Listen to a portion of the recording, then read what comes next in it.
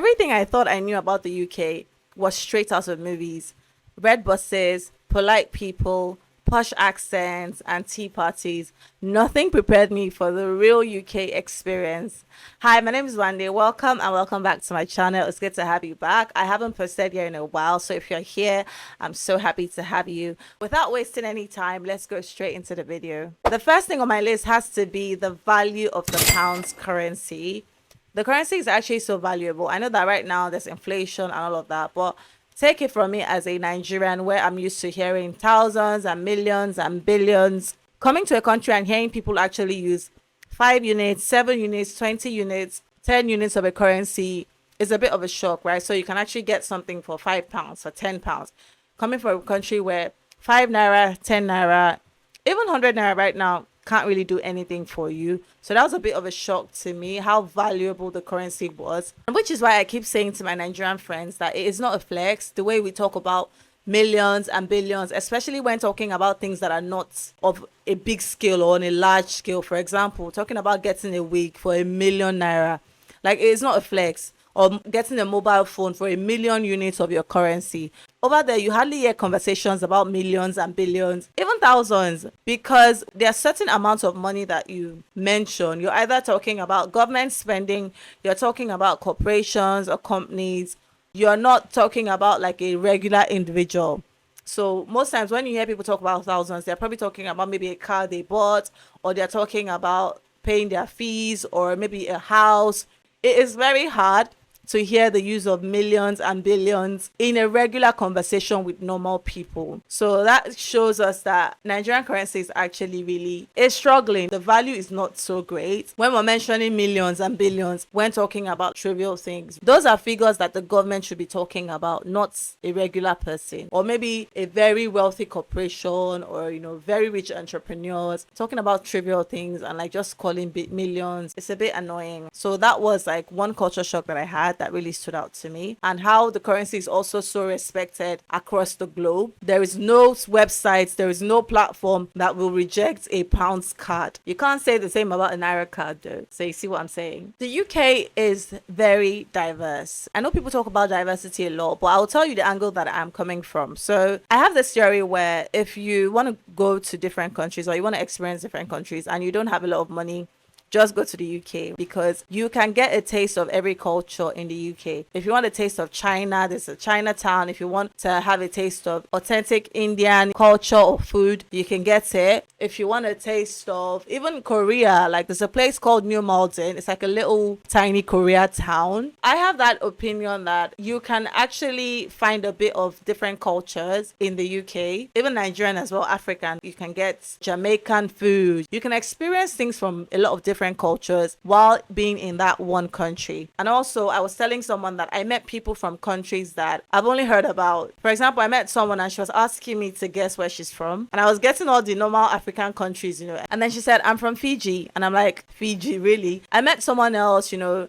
she said she's from Eritrea. Countries that you don't really see every day, you don't really hear from them every day. You just realize that a lot of people are there. I met people from Hong Kong, China, Malaysia, Portugal, France, Italy, different people. You can get an experience of what different cultures are like just by being in the UK, which is a very big plus. Almost all countries and cultures are represented, which I feel like is a very good thing. When I was going to the UK and we were asked to pay, I think it's called the IHS surcharge, it's like a health payments that you make, and they were like, oh, the UK health system is so good, healthcare is free. I was happy, okay, good, healthcare. And then getting there, I realized that it's one thing to have good healthcare, it's another thing for you to actually be able to access the healthcare when you need it. I know that the NHS is struggling, especially they have shortage of staff, doctors, nurses, and all of that, but I didn't really enjoy the healthcare system. There were times when I was sick, I couldn't get an ambulance. I had a chest infection. I was literally on the floor. I couldn't breathe and I had like bad pains in my chest. I couldn't get an ambulance. I had to get an Uber. Thank God for my flatmates that were able to help me. There was another time where I had to go to the emergency unit. It wasn't emergency at all, because imagine going to an emergency unit at like 10 in the morning and you're only being responded to at like 11 in the night. So literally like 12 hours. I remember there was a girl like literally rolling and crying on the floor. She was in pain and nobody was even looking at her. Nobody was even comforting her. Everyone was looking at her like in a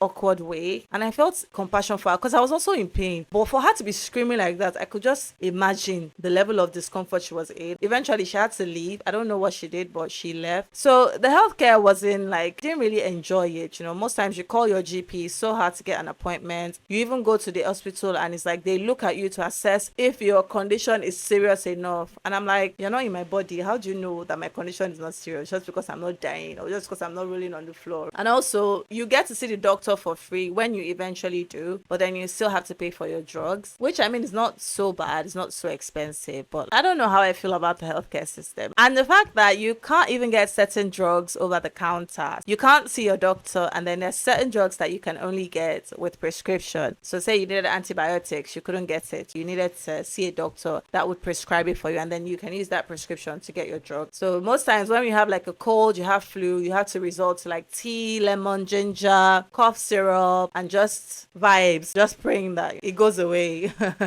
People talk a lot about British food and I don't have much to say. I know that they don't have a lot of options, or maybe they don't have a lot of options that appeal to me as a Nigerian, because I like my pepper, I like spices, you know. One thing I would say that really shocked me was the taste of bread. I remember I used to be on a group chat, a BCU group chat of Nigerian students, and then someone was complaining that there's literally sugar in everything. Like, this is the country of sweet things. Why is it bread that is not sweet? Really frustrated. I was like, why is the bread though? I just couldn't understand. And then until my mom told me that, you know, that's how the bread is. And if you want like a sweet bread, you need to go for what is called brioche, that kind of bread that they use for burger. They also have it in sliced versions as well. That's like the option you get for sweet bread. Otherwise, the bread is just, it's not even salty. It's just, I don't know how to say it. But you know what's weird? I actually ended up getting used to that bread, and I kind of miss it. I come back to Nigeria now and I can't eat any bread. All the breads that people say, oh, this one is good, this one is good, I taste it and I'm like, oh my gosh, what is this? You know, I can't eat any bread in Nigeria. So that is quite ironic.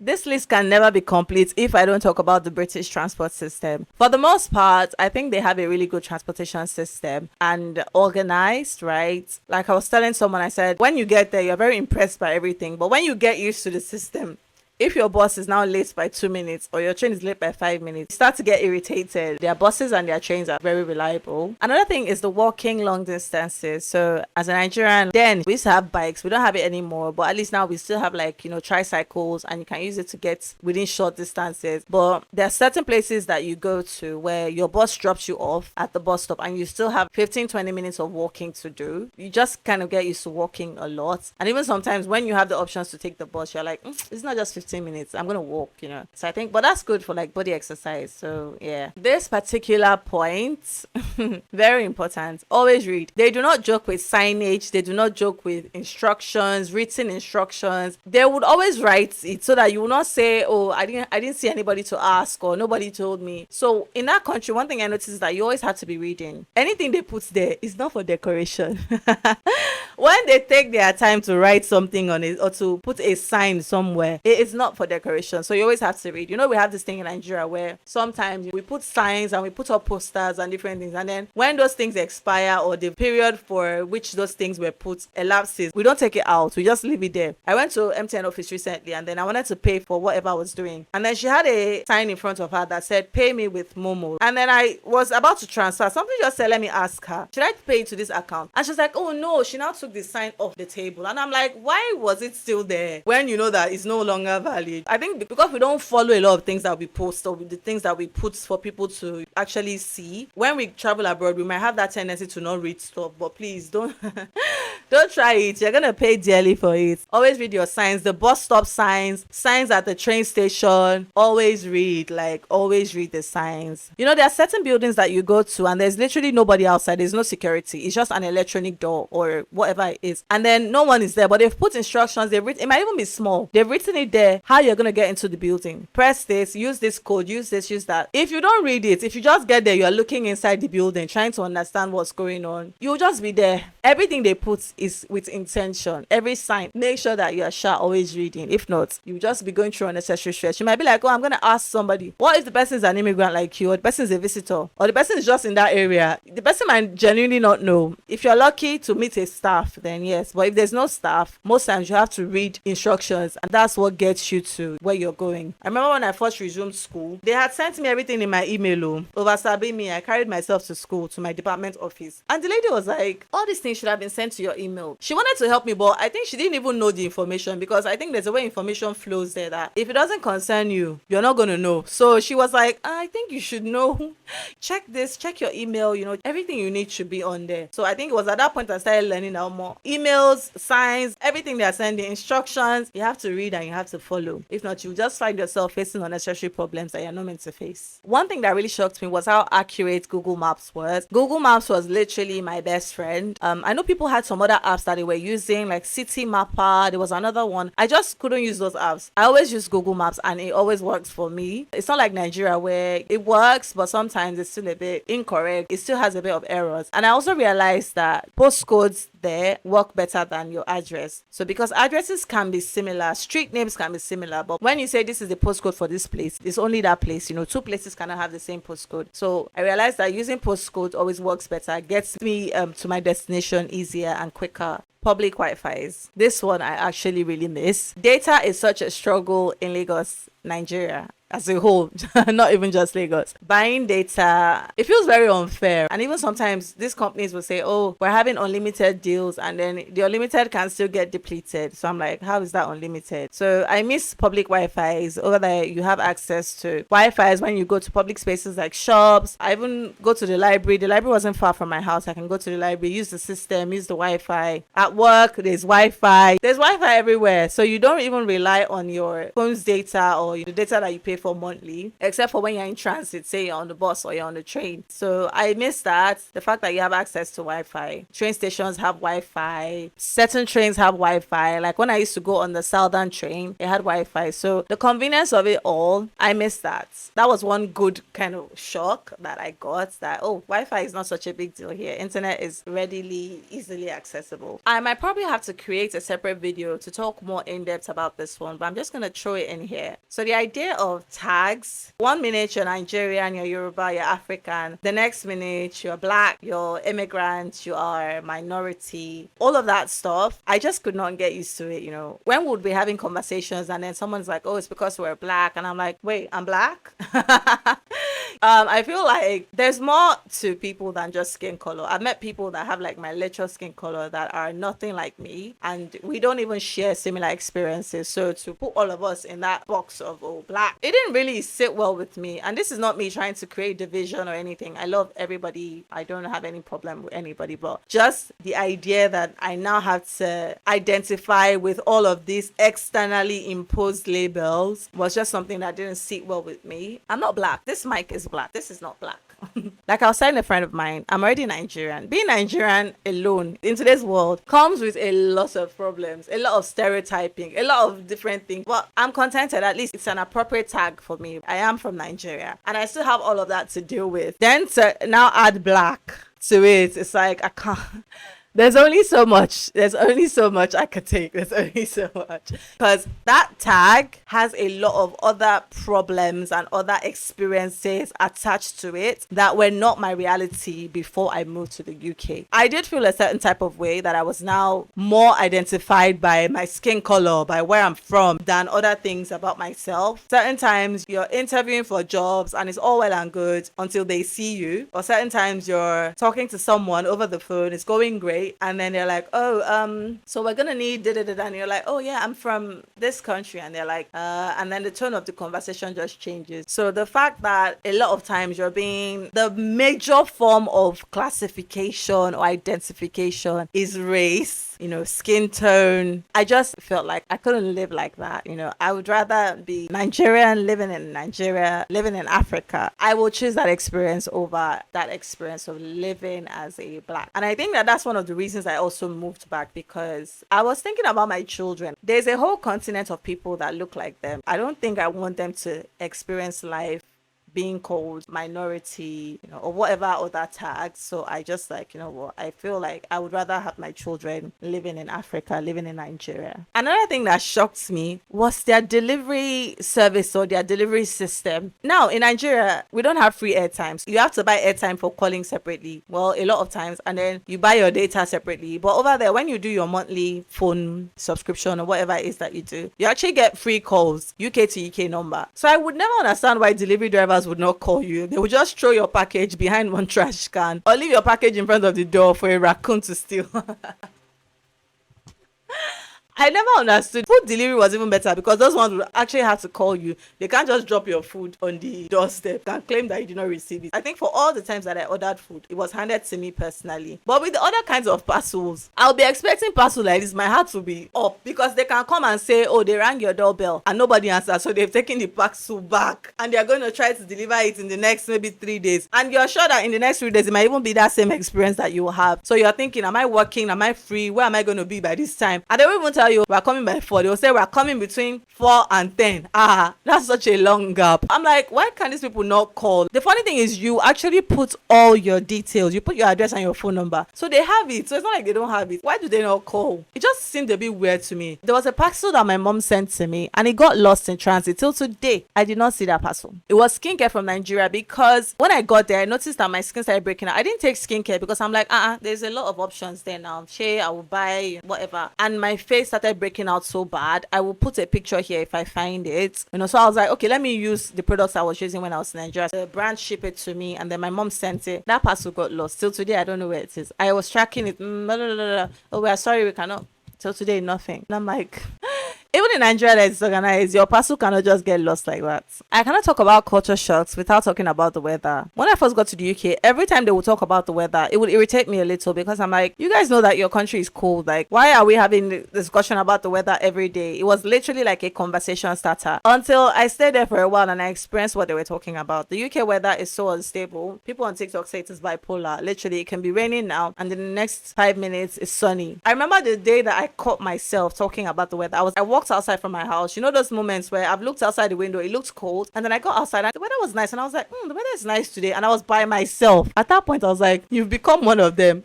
Do you see why they now actually talk about the weather a lot? I could now relate at that point because the weather is so unpredictable. You could see sun shining outside. Don't be deceived. It's not hot. Outside is still very cold. It's just light. So the weather is very funny. Ooh, this one is one of my favorite things. The banking system. The banking system was like really stress-free. I lived in the UK for 3+ years and I only entered the bank maybe like 5 or 6 times in those 3 years because what am I looking for? Everything you can do on your phone. I think the only time I went to the bank was when I went to get my bank statements because over there you can use your bank statements as your proof of address. And I think those were the only time, and they will always want the bank statements from the bank, preferably stamped. But aside from that, you can literally do everything from your app, even like requesting for a new card. It's not this one that you go to one bank and be filling forms. I was never charged any maintenance fee, debit alert, blah, blah, blah, blah, blah. Nothing like that. The amount of money you leave in your bank account is what you go back and meet there. Even if it's 0.0 pence, it will still be there. Nobody will remove it. I didn't pay for any of my ATM cards. Even when my card was replaced, I didn't pay as well. So the banking system is very good. The only time I experienced something negative in the bank was when I was still in Birmingham. I just arrived then. I was trying to open a bank account and I had taken all my documents, my passport, BRP, letter from my school, because my school had a portal where you can literally get any kind of letter you want.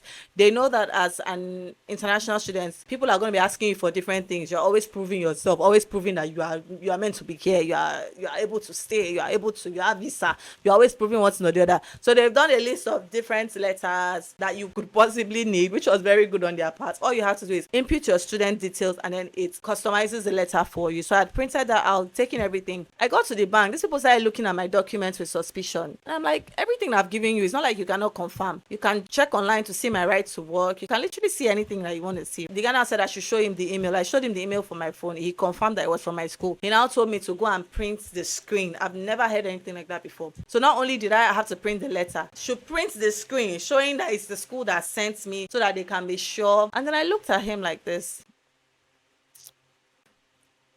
If I say this, what this thing is now, they will say, oh, I'm overreacting or it's all in my head. But a lot of people that I know as well didn't experience that. And when a friend of mine was helping me, so I had a British classmate that was helping me. And I was like, why am I printing all these things just to open bank accounts? And I looked at myself, you cannot understand. You people don't understand what we go through. But anyway, he helped me. We were able to screenshot the laptop screen and then I was able to print it out. Then they finally opened the accounts. But I think that was the only time I had like a really bad experience at the bank. But after that, I don't think I had any negative experience. Generally, I think that, the banking system is very good. People always make the statement that, the UK kind of levels everybody. And I think I agree. I was telling someone that there are people that are bloody rich in the UK, but there's never been a time where I felt oppressed by anybody's money. It's like, oh, this person's very rich. Oh, good for them. Oh, they drive an electric car. Oh, amazing. Unlike here, where it almost feels like people that have money are oppressing you. I never felt oppressed by anybody's money because you literally have access to everything. You have access to nice places. Walking into a nice place does not mean that you're going to be charged like stupidly expensive prices. You can go to nice places and still pay fair prices that you can afford. Here, there are certain establishments you walk into and you just know, just by the way they built it and the way they decorated it, that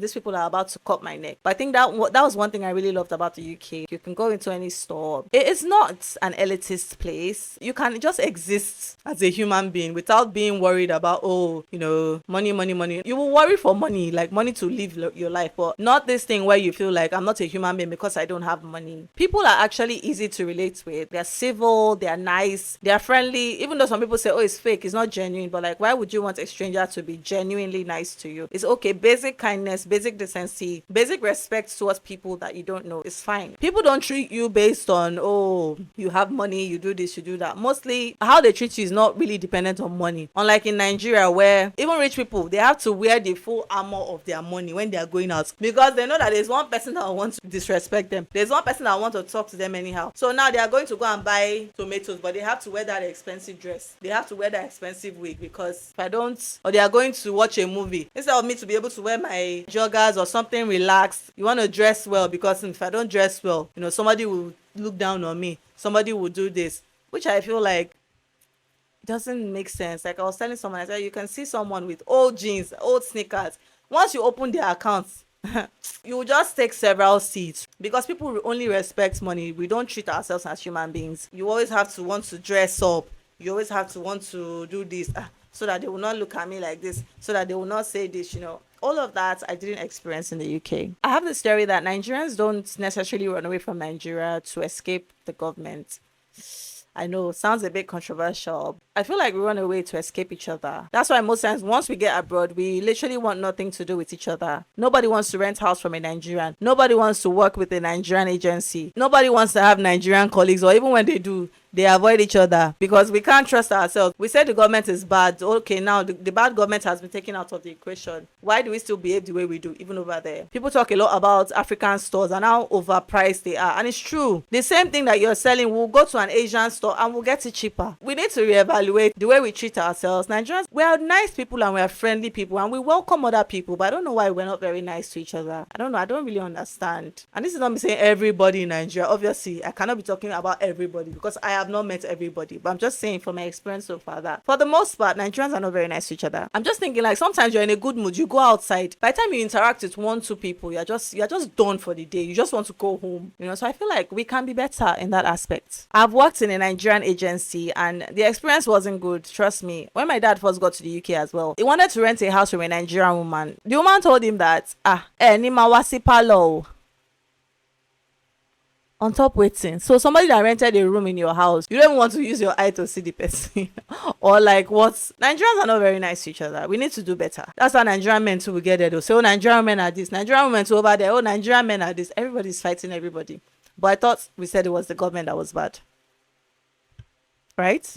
When I used to go out like with people, maybe they come to pick me up, I would always find myself going towards the wrong side of the car, because I am not used to where their driver's seat is. Theirs is on the right, while Nigerian driver's seat is on the left. So most times I would go to sit in the passenger seat and I will find myself facing the steering and the person is looking at me like, at first I used to be embarrassed, but later I'm like, look, I'm from Nigeria. I'm still not used to it yet, but that was funny. I remember when DIYs and acts were so popular. I used to always wonder, why are people stressing themselves? Why not just call a carpenter? Why not just call a painter? Why not just, until I got to the UK and I realized how expensive workmanship was. How much are you earning that you want to pay 100 and something for a worker to come and do something in your house? I now understood why people did DIYs a lot. And you can literally get any kind of material you want. There's different shops. There's B&M, there's Wilco, beauty supply stores. Anything you want, you can buy to be able to achieve whatever it is that you want. Let's say you wanted to do something in painting. You literally go to a store like B&M. There's a whole section of different types of paints, different types of brushes. You can now go home and watch a YouTube channel on how to do it. So I literally understand the concept of DIYs now. And I would say that being in the UK also helped me improve my skills a lot. Before, I would always go out to get my nails fixed or even strip lashes. I couldn't even fix strip lashes myself. But there were lots of occasions where I was able to fix strip lashes by myself because I'm not paying how many pounds for lash extensions. I just want this lash for today. So I literally get lashes, get the glue, and I will be there until I'm able to do it. I even had to learn how to style my hair, curl my hair, because even going to get braids done, you know how much you're going to spend. So a lot of times I had to wear wigs and the wigs had to look nice. I started learning how to curl my wigs, how to revamp my wigs, and how to just do things that will make you look better without spending a lot of money. So I totally understand the idea, the concept behind DIYs. And even till now, those skills are still helping me. So I think that was a good one. Have I talked about how the British people really keep to time? Even the buses, the trains, even when they're delayed, they let you know, oh, we're delayed for 5 minutes, for 10 minutes. If it's cancelled, they tell you it's cancelled. You have to always communicate. Same thing with work. So if you're going to be late, they need to know. They don't like lateness. First of all, let me put that out there. If you're meant to start at 9 and by that 9 you're just dropping your bag or you're just signing in, they will be looking at you. You will be feeling the side eye, not to talk of when you're now late and then nobody knows you didn't communicate. I think even not communicating is worse than the actual crime of lateness. They always want to know what is going on. Never keep them guessing. It gives a very bad impression. Lateness is not just looked at as lateness. It's really not appreciated. And you can tell from their demeanor when you're late. They really, really do not like it. This particular one, I feel like Nigerian vendors can learn from because they are sitting on this table. What are you selling? That's no refund, no exchange. Even if you say, okay, you can't give money back, no exchange. A lot of you are so horrible with that thing. And I know that, oh yes, we're small businesses, but at the end of the day, you need to also put your customers into consideration. The reason why you have a business is because of customers. So me going on your page and seeing they both no refund, no exchanges without X, I will never patronize you. Over there, refunds and exchange are normal. And yes, you can say, oh, these are big corporations, they can afford to take a loss, whatever. But I feel like it's still the human thing to do. People are allowed to have buyer's remorse. I can buy something now and feel like, maybe I shouldn't have bought this, oh, maybe I forgot I have something similar at home. There's different reasons. Even certain times I've bought things and then later during that week, I need money. I'll go and return it and collect my money back. As long as you haven't used it, it's still in good condition, you haven't taken the tags out, you still have your receipts, why can you not return something? Nobody's saying you should not examine what you're returning, but to now say returning is even not possible, it's crazy to me, right? But yeah, over there, refunds, returns, exchanges, no big deal at all. The only thing is they always make sure that wherever the money came from is where they put the money back in. So you cannot pay with Monzo and then tell them to refund your money to NatWest, right? So that's the only thing. But